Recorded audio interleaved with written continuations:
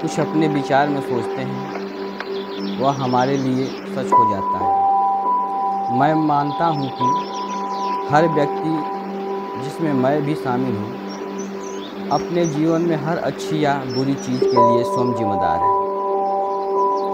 हमारे मस्तिष्क में आने वाले हर विचार हमारा भविष्य बनाता है।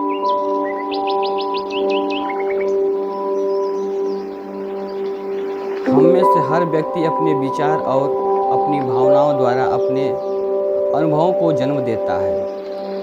हम खुद परिस्थितियों को जन्म देते हैं और फिर अपनी कुंठा के लिए किसी दूसरे व्यक्ति को दोषी ठहराते हुए अपनी ऊर्जा नष्ट करते हैं।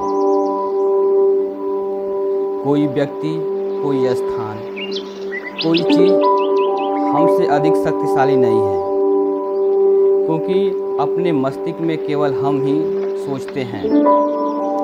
जब हम अपने मस्तिष्क में शांति, तालमेल और संतुलन बना लेते हैं तो यह सब हमारे जीवन में भी आ जाता है। हम जो भी स्वीकार करते हैं, हमारा अवचेतन मन उसे स्वीकार कर लेता है। हमारे पास सोचने के लिए असीमित विकल्प होते हैं। हम अपने साथ वैसा ही व्यवहार करते हैं जैसा हमारे माता पिता हमारे साथ करते थे।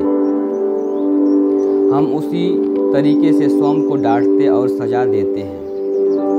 हम सभी पीड़ितों द्वारा पीड़ित हैं और शायद वे हमें कुछ ऐसा नहीं लिख पाते जो वे नहीं चाहते थे। यदि आपकी माँ नहीं जानती थी कि आपने आपसे प्यार कैसे करना है, अपने आप से प्यार कैसे करना है, या आपके पिता नहीं जानते थे कि वह अपने आप से प्यार कैसे करें, तो उनके लिए आपको खुद से प्यार करना सिखाना असंभव था।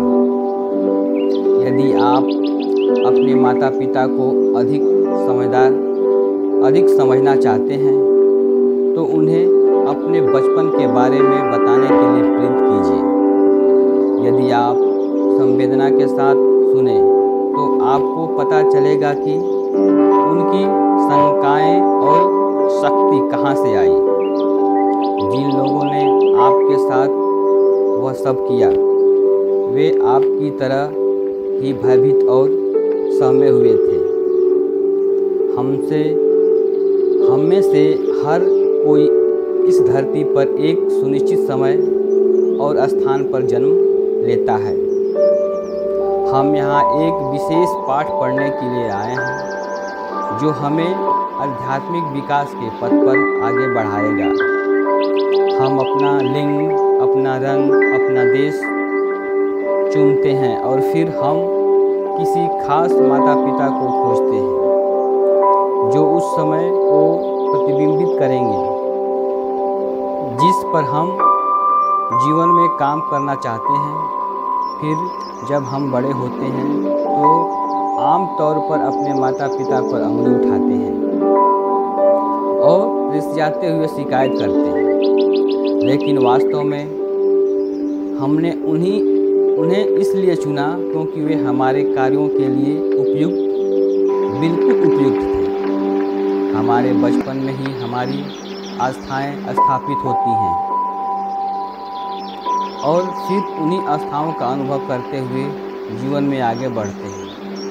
अपने जीवन में पीछे की ओर देखते और ध्यान दीजिए।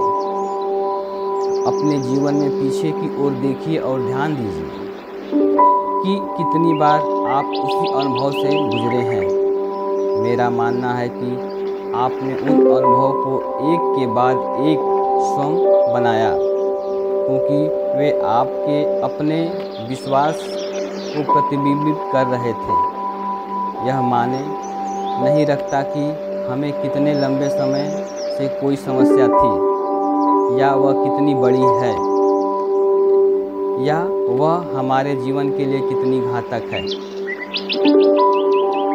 आलोचनाओं से हमें उस व्यवहार में कैद कर लेती है जिसे हम बदलने की कोशिश करते हैं।